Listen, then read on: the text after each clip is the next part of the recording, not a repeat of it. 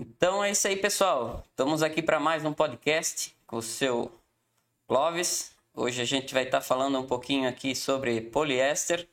O Clóvis trouxe uma animação aqui para a gente entender um pouco mais de como é que funciona o processo do tingimento do poliéster. Poliéster, isso aí. Eu sempre tive uma preocupação, né, já de quando a gente está falando sobre poliéster, a gente vê como é que acontece o tingimento. E essa animação é a segunda que eu fiz, em parceria com a Siderquímica e do próprio Senai também. E quem deu todo o apoio na época também foi o Grambel, que deu umas coordenadas para nós. E o Júnior, né, da Flex 10, ele, aqui da Guabiruba mesmo, ele que fez a animação. Essa animação é feita em Flash. Legal. Né, e ela tem todo códigos fontes, então para poder mexer, eu posso fazer uma cópia dela, né? E quem tiver a cópia pode, no caso, mexer, né? Eu não disponibilizo porque isso é material meu, Sim. né? É material didático meu e a gente teve muita dificuldade para fazer. Eu sei que tem algumas pessoas até que já usaram essa animação, né? Usam, mas na época a gente fez aqui pensando nessa didática de poder para o pessoal poder ver, né, lá dentro da fibra. Sim, né? como é que se comporta. Como é que se comporta, né? E aí a gente pensou em um jeito de animar esse negócio, né? E para o pessoal poder entender. Tem do algodão, fiz do algodão também, inicialmente. O algodão até fiz uma segunda edição, né? E eu tô sabendo que tem umas cópias aí que estão só na primeira edição. Já fosse para a segunda. Eles copiaram só a primeira edição. Né? Já evoluiu. Nós temos a segunda já, tem a segunda edição arrumada, né? O Júnior aqui também deu um gás aqui, a gente fez até umas mudanças aqui, então estamos com ela atualizada. Então vamos lá, vamos começar. Vamos lá. Aqui a gente bolou um tingimento como se fosse uma panelinha de pressão, bem didático mesmo, né? Para a gente poder entender como que seria a necessidade, qual é a necessidade do tingimento. Sim. Né? A necessidade do tingimento tem que ser um ambiente fechado, né? Um ambiente que tu pode pressurizar ele. Né? Então a gente fez assim didaticamente, assim, a gente usou uma panelinha de pressão aqui, então a gente tem o nosso tecido aqui, né? Mergulhando lá dentro da água lá. A gente bolou também, acoplado a ele aqui o medidor de temperatura. A gente vai medir a temperatura que o nosso, conforme vai se desenvolvendo aqui o tingimento, a gente vai acompanhando a temperatura. O pH também, a gente vai ver que o pH não vai mudar. Né? O pH do poliéster aqui, ele quer um pH de 3, 4, né? 5, um pH ligeiramente ácido. Então aqui a gente setou aqui já inicialmente o pH de 5. E a gente vai fazer toda uma dinâmica aqui, então, para poder entender, né, como é que seria esse tingimento. Na verdade, a gente vai usar aqui a fibra do poliéster, como pode estar podendo ver aqui, e na verdade a gente vai usar aqui um corante de molécula pequena, que vai começar a entrar primeiro, um corante de molécula média e um corante de molécula grande. Então a gente vai ver aqui como é que vai ser a dinâmica desses corantes na difusão lá dentro da fibra. Né? Aqui a gente vai conseguir enxergar o que dentro da máquina de tingir a gente não enxerga. Não enxerga. A gente vê só a parte inicial, que é carregar a malha, Isso. Entrar os produtos do corante e depois descarregar a malha tinta. Aqui a gente vai poder observar essa transição do corante para a malha. Exatamente, lá para dentro, para o interior da fibra, né? A gente sempre comenta que nessas máquinas de jet, a gente tem uma dificuldade muito grande de entender o que está acontecendo lá dentro. Porque é uma máquina muito fechada. A gente tem uma escotilhazinha pequenininha, né? E essa escotilha aí, ela, já como na época da barca, a gente poderia estar muito mais em contato, né? Tudo bem que é outra dinâmica, outra máquina, né? Mas é que outra tecnologia, muito mais primitiva, tudo bem? Mas a gente tinha a gente conseguia ver melhor o que acontecia no tingimento. Mas nem é essa a questão, a gente está vendo lá dentro da fibra, lá dentro da fibra.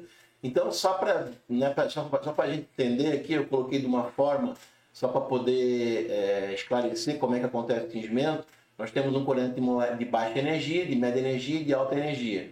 Então, aqui vamos ver como é que é a diferença de cada um, quem que entra primeiro, né? E como é que é o mecanismo desse tingimento de poliéster com corante ferro. Beleza? Então, vamos lá. Aqui, nessa primeira etapa, a introdução dos auxiliares no banho de tingimento, a dosagem do corante, né? A gente tem um primeiro momento aqui, onde que a gente acerta o pH, né? O tingimento pode começar a frio aqui, e num primeiro momento a gente coloca o nosso corante na água, mas nada acontece com o nosso tecido. O nosso tecido aqui, ele continua ainda sem pegar corante, né? Não tem nenhuma entrada de corante nele, não altera nada. Na fase crua ainda. Na fase crua ainda, né? A partir do momento que a gente começa a aquecer, né, a gente já tem aqui uma elevação da temperatura, é a fase menos crítica, né? Com uma menor possibilidade de manchas até essa temperatura de 90 graus, 85 graus. Né? 80, 90 graus é uma fase que não é muito crítica, né? Porque a fibra não está suscetível a receber o corante. O aquecimento pode ser rápido aqui, pode ser na faixa de 3 graus centígrados por minuto. Então não é essa elevação da temperatura aqui, isso não vai causar nenhuma mancha. A partir daqui, a gente faz rampas, patamares, né? Até 130 graus, 135, como é que a gente consegue 133, né? Como é que a gente consegue colocar aqui. A partir daí, sim, a gente vai ter uma diminuição na velocidade do aquecimento. E a partir de agora, então, a gente vai começar a ver a entrada dos corantes. Né? A transição, né? A transição. Só para poder entender, esses corantes aqui, eles têm uma baixa energia, uma média e, por final, a gente vai falar do de alta. E a gente vai ver aqui cada volume, né? Eu fiz aqui uma comparação entre os corantes de baixa, de média e de alta em relação aos azuis.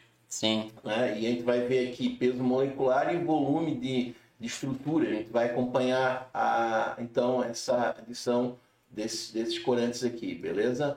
Então, nesse primeiro momento aqui, a fibra aí está a 90 graus, né? A gente vai ver que vai tá aumentando os poros aqui, né? E o primeiro corante aqui, que é o corante de molécula pequena, né? Ele vai entrando. Então, a gente tem um corante de molécula pequena, que é o corante de baixa energia. A gente tem aqui, basicamente, essa tricomia básica aqui, né?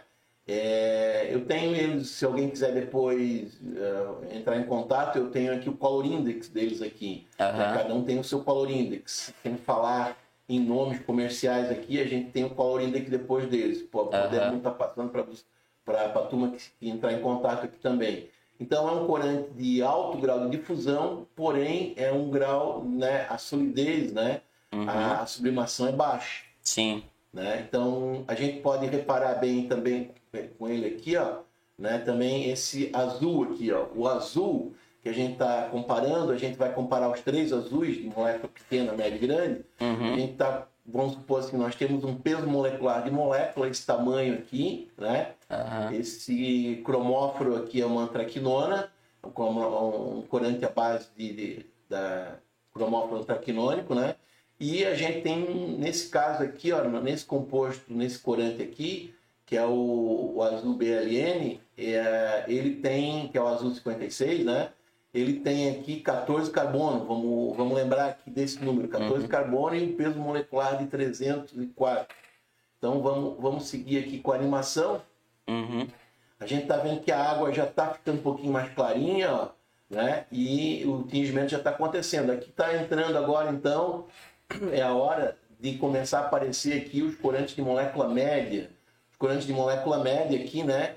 Conforme a gente está vendo que a difusão dele para o interior da fibra não é tanto igual àquela outra, né? Aquela molécula pequena de fusão e até quase muito além da fibra, do interior da fibra. Aqui já um corante de molécula média energia, a gente tem aqui uma difusão não tão, né, grande igual, né? Igual o outro, mas também muito considerável aqui.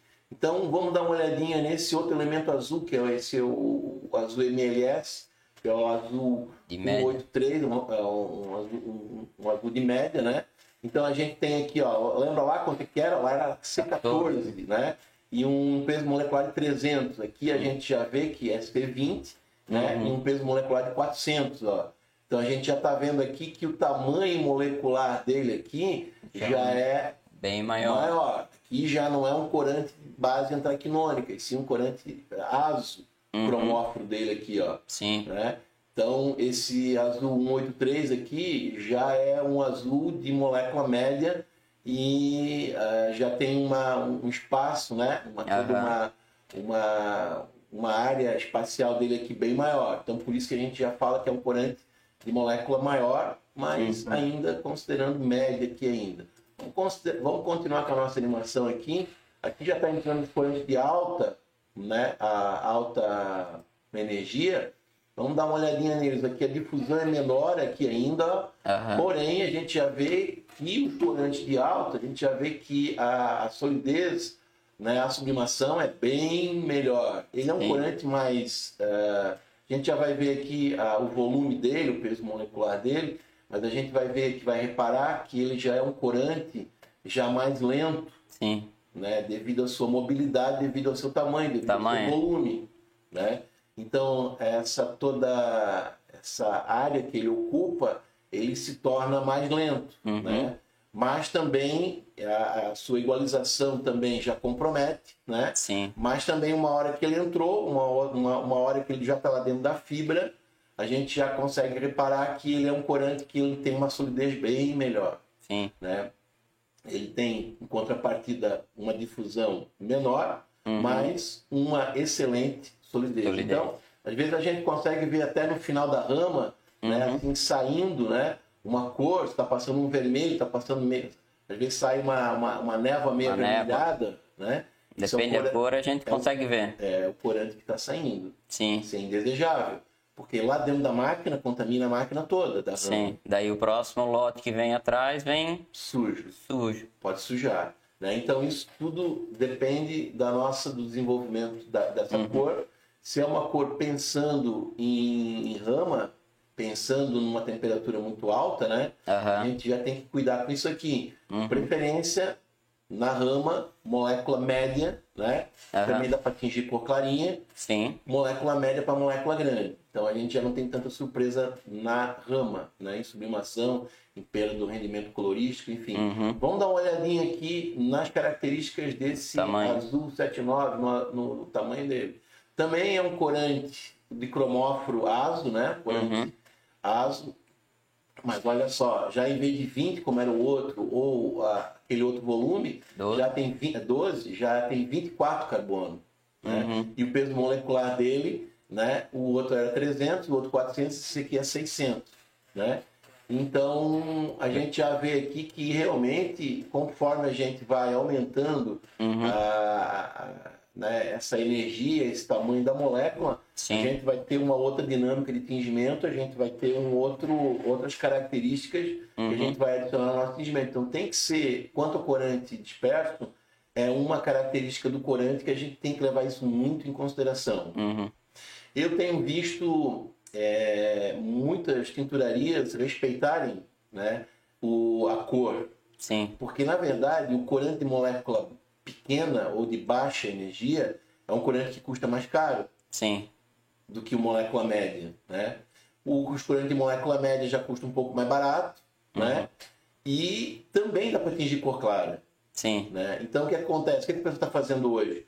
O pessoal está fugindo dessa linha de baixa energia e partindo tudo para corante de molécula média, para atingir cor clarinha. Também dá. Né? Então mas assim, se a gente usar um corante de molécula grande, né, para cor clara, pode dar problema. A igualização já é bem mais complicada. É prejudicado. Né?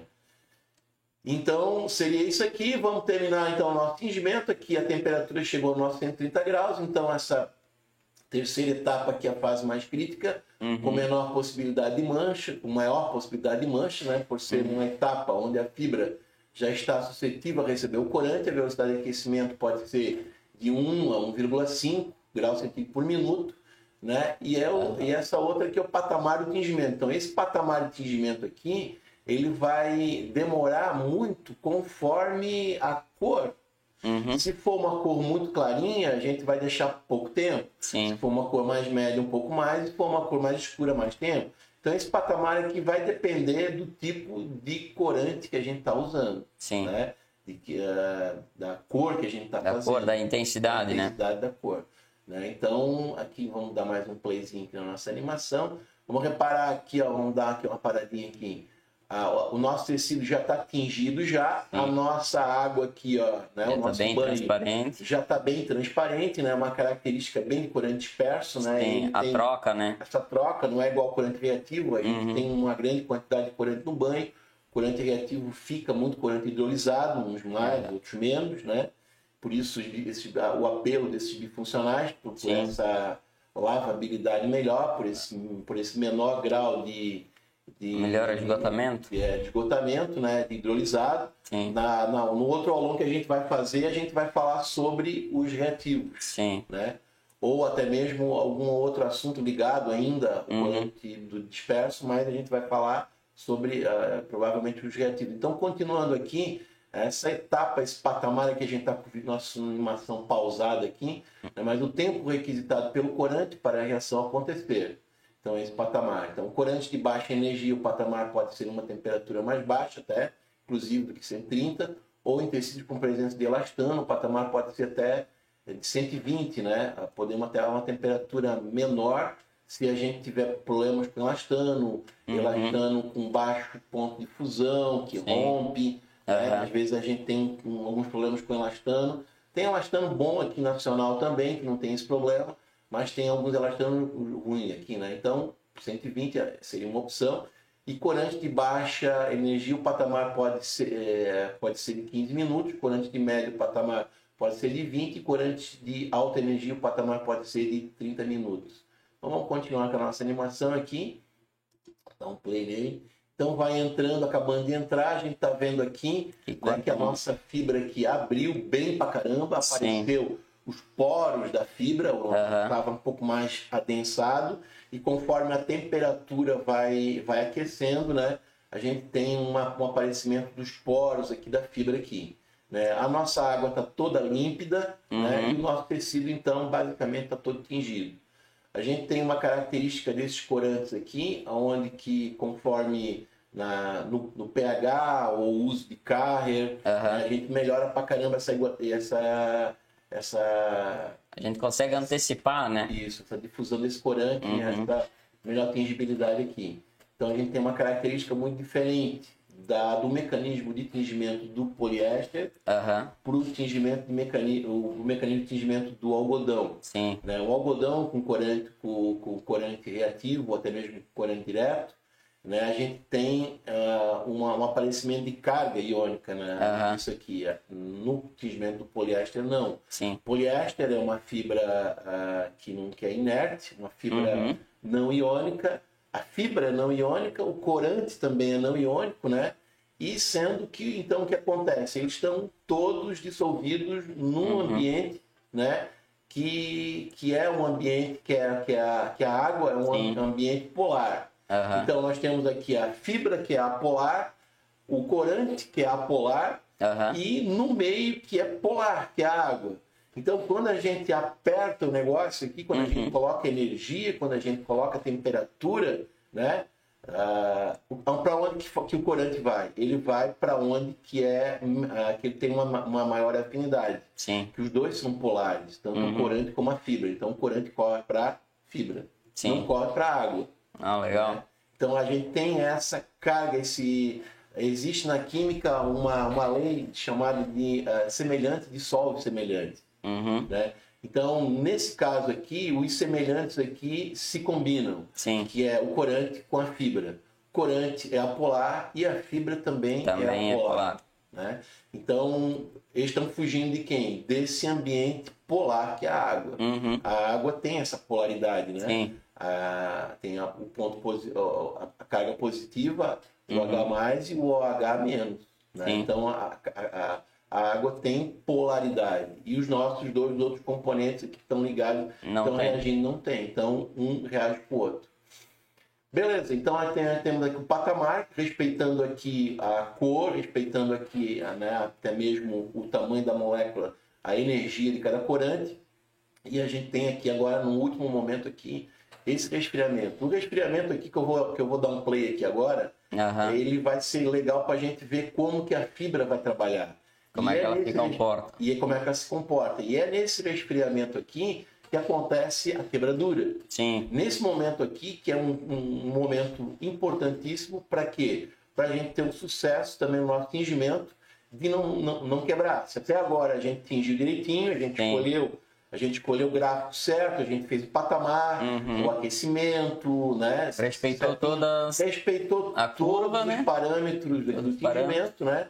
A gente não pode agora desrespeitar aqui. Acabar com o tingimento no final, né? No final. Né? Então, olha só, a gente vai ver bem certinho aqui como é que ele vai voltar de novo ao seu momento inicial aqui, ó. Olha só, ó, como a fibra, ela está voltando. Ela vai expandindo novamente. Expandindo, né? E aqueles poros que surgiram não tem mais.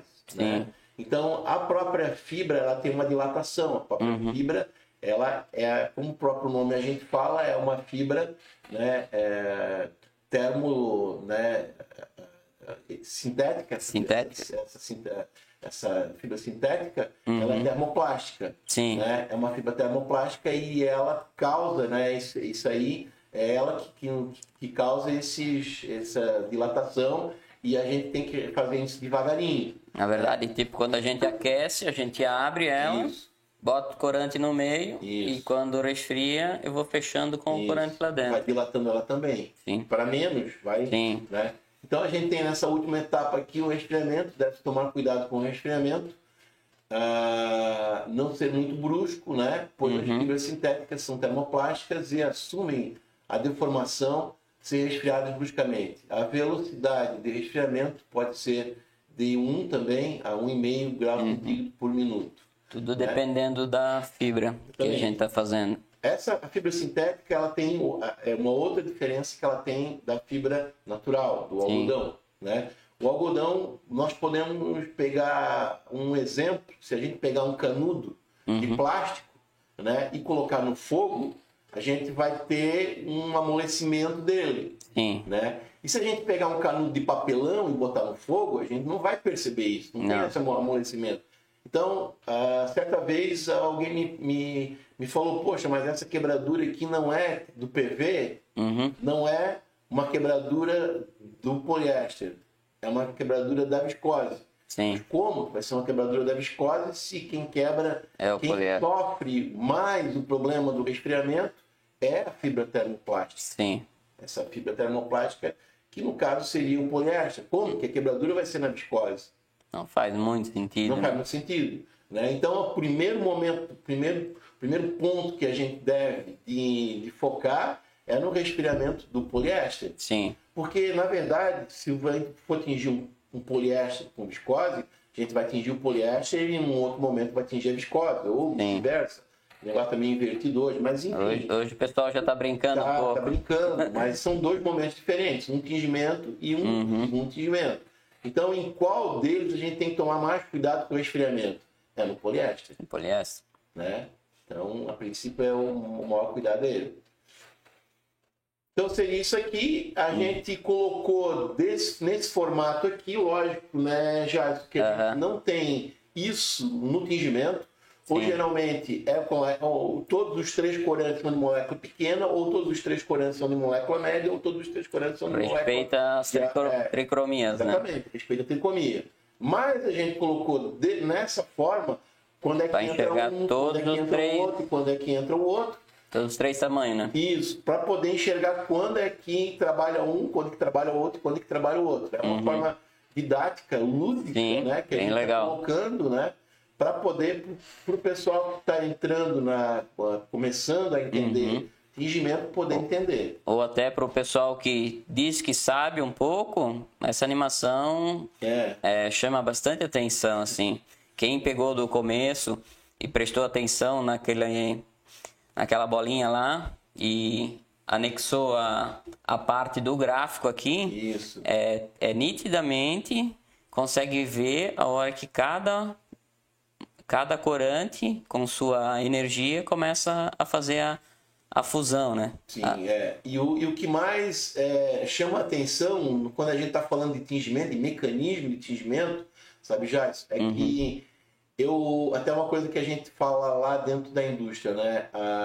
Todo mundo sabe que tem que medir o pH, tem que medir a densidade, sim, tem que limpar o filtro da máquina, tem que, enfim, ter todos os cuidados, né? Tem que fazer toda aquela parte de limpeza de um lote para o outro, né? Mas o que acontece? Por que acontecem os problemas às vezes? Porque o pessoal não tem cuidado. Sim. A parte técnica, a parte química, às vezes o pessoal até pode entender. Né? O tintureiro, por exemplo, ele até pode entender. Né? Isso aqui até serve para um tintureiro, né?